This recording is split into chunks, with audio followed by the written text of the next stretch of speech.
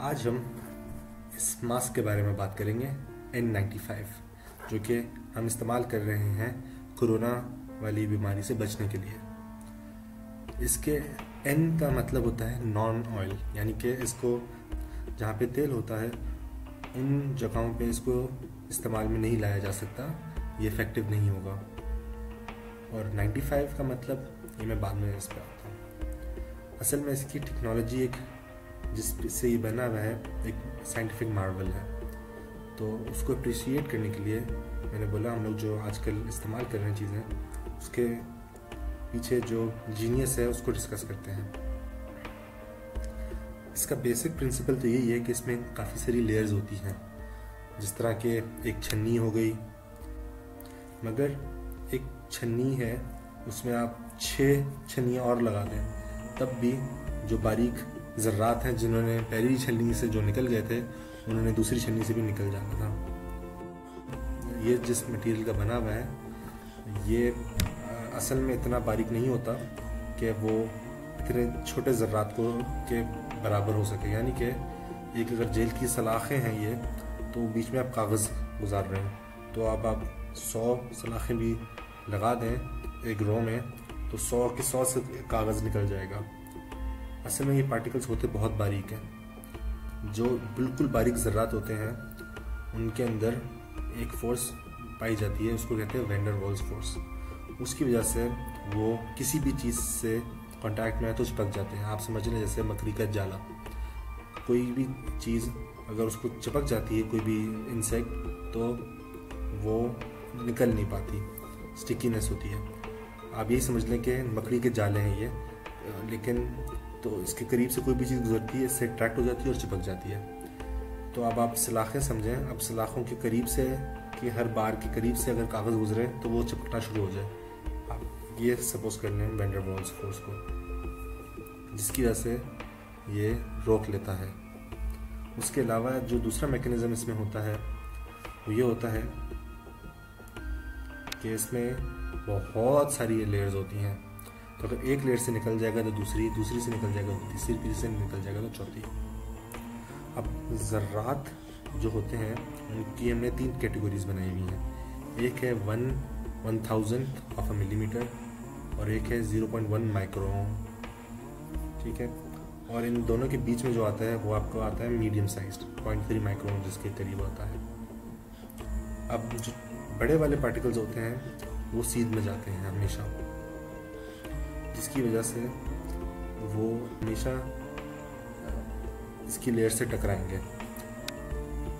इसको inertial capture कहते हैं, क्योंकि वो इनर्शिया में होते हैं तो वो डॉज नहीं कर सकते इसकी लेयर्स को, किसी न किसी लेयर पे जाकर टच ही हो जाते हैं और फिर चिपक जाते हैं। फिर जो होते हैं बिल्कुल बारीक ज़र्रात जो कि 0.1 माइक्रोन से भी छोटे होते हैं, उनकी कहानी ये होती है कि वो इतने छोटे होते हैं कि वो हवा के जो पार्टिकल्स हैं उनसे भी टकराते हैं और हिल जाते हैं, जिसकी वजह से वो रैंडमली मूव करते रहते हैं। इस रैंडम मोशन को ब्राउनियन मोशन भी कहा जाता है।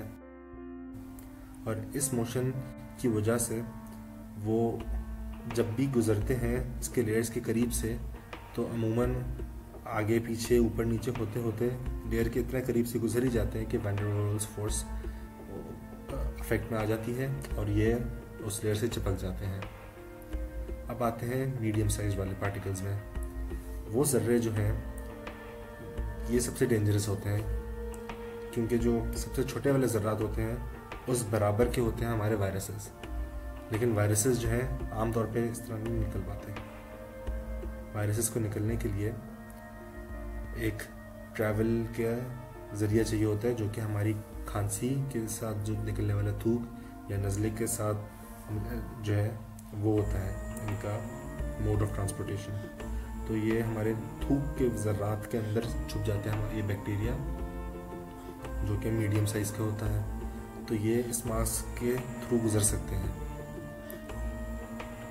अब इसको रोकना मुश्किल हो जाता है, क्योंकि ना ये रैंडमली ट्रैवल कर रहे हैं और ये हवा के साथ पास थ्रू भी हो जाते हैं। बड़े पार्टिकल्स तो है नहीं कि इनर्शिया हो के डॉज ना कर पाएँ, ये हवा के साथ डॉज भी कर जाते हैं अक्सर। वैन डर वाल्स फोर्स भी इस पर कम इफेक्ट करती है। तो इसलिए साइंटिस्ट ने इसमें एक और मैकेनिज्म डाला हुआ है जो कि मैग्नेट की तरह काम करता है। अब मैग्नेट कहना शायद साइंटिफिकली करेक्ट ना हो, more like electricity, static electricity.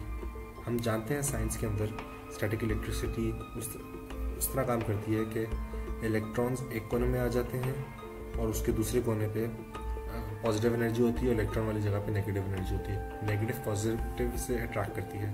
तो अगर करीब में आप न्यूट्रल कोई चीज़ भी लेके जाएं तो इलेक्ट्रॉन्स जो उसके अंदर होते हैं वो रिपेल हो जाते हैं इस तरफ के नेगेटिव वालों से, या फिर पॉजिटिव वाले या इलेक्ट्रॉन्स पॉजिटिव से अट्रैक्ट हो जाते हैं। तो इस तरह जो नेगेटिव और पॉजिटिव होता है, न्यूट्रल बॉडी जो है उसको आप चार्ज कर देते हो और ये जब करीब से गुजरते हैं तो ये इलेक्ट्रिक फील्ड में आ जाते हैं और फिर अट्रैक्ट हो जाते हैं, यानी कि आके फ़ौरन चिपक जाते हैं, जिसकी वजह से इसकी फोर्स भी ज़्यादा स्ट्रांग हो जाती है वैन डर वाल्स फोर्स से, और एरिया ऑफ इन्फ्लुएंस भी बढ़ जाता है। तो फिर इसका पार्टिकल्स को रोकना ज़्यादा आसान हो जाता है। यानी कि इसमें 3 चीज़ें हैं मौजूद, काफ़ी सही तय, ताकि कोई चीज़ डायरेक्टली अगर अंदर घुस रही हो, खासतौर पर बड़े साइज़ के ज़र्रात, तो वो रुक जाए। फिर आता है वैन डर वाल्स फोर्सेस, जो कि ये इससे इसके करीब से भी गुजरते हैं छोटे पार्टिकल्स रैंडमली मूविंग, तो वो भी इससे आके चिपक जाते हैं। फिर आते हैं आपकी स्टैटिक इलेक्ट्रिसिटी की वजह से जो अट्रैक्टिव फोर्सेस हैं, और जब भी उसके एरिया ऑफ इन्फ्लुएंस से गुजरते हैं ये वो इसमें फंस जाते हैं। अच्छा, ये जो मास्क हैं ये बड़े साइज़ के जो मैंने ज़र्रात ऊपर बताए थे उनका साइज़, उनको तकरीबन 100% रोक लेते हैं। जो बिल्कुल छोटे ज़र्रात होते हैं जिसका साइज़ मैंने बताया था उनको भी तकरीबन 100% रोक लेते हैं। पर जो दरमियाने साइज़ के होते हैं इनको 95% रोकते हैं, यानी कि 95। यहाँ से आपका आता है N95 का 95। अब इन मास्क का मसला ये है कि इसकी वजह से मैं कहता हूँ कि कोरोना शायद खुद ही साजिश है। ये अब ये देखें, ये जो मास्क है इसको जब आप पहनते हैं तो आपकी दाढ़ी जो होती है वहाँ से इसके पास जगह बन जाती है चीज़ों के घुसने की, जिसकी वजह से इसकी इफेक्टिवनेस बहुत कम हो जाती है। वर्ल्ड वॉर 1 के टाइम पे फौजियों को इजाज़त नहीं थी कि वो अपना दाढ़ी रख सकें, क्योंकि उस वक्त गैसेस इस्तेमाल होती थी जंग में, उसकी वजह से उनको मास्क पहनना पड़ता था, तो उनको दाढ़ी रखने की इजाज़त ही नहीं थी। सिमिलरली आजकल ये जो मास्क हैं हमारे, इनको भी पूरी तरीके से इफेक्टिव बनाने के लिए हमें दाढ़ी काटने की ज़रूरत है। तो ये यहूदी साजिश हुई हमसे दाढ़ी कटवाने की। अच्छा, इनको असल में बनाया जाता है कि सिर्फ एक दफ़ा इस्तेमाल करके इनको फेंक दिया जाए, लेकिन क्योंकि ये मार्केट में अवेलेबल नहीं है तो हमें इन्हीं को बार बार इस्तेमाल करना पड़ता है। अब अगर इसको साबुन से धोएंगे तो इसके अंदर जो इलेक्ट्रोस्टैटिक फोर्सेस हैं वो ज़ाया हो जाएंगी और शायद इसकी अपनी लेयर्स भी खुद डैमेज हो जाएं। इसकी वजह से इसको साफ़ करने के भी तरीके हैं। 2 तरीके मौजूद हैं जो हमारे आम इंसान की पहुंच में हैं। एक है कि स्टीम के ऊपर इसको रख दिया जाए 10 मिनट तक, पानी के अंदर नहीं लेकिन उबलते पानी के धुएं में, तो इसके अंदर के सारे जरासीम मर जाते हैं। और दूसरा तरीका ये है कि इसको डिसइंफेक्ट करने के लिए इसको यूवी रेस के नीचे रखा जाए, यूवी लाइट के अंदर 10 मिनट तक, तो भी इसके अंदर सारे बैक्टीरिया जो है मर जाएगा।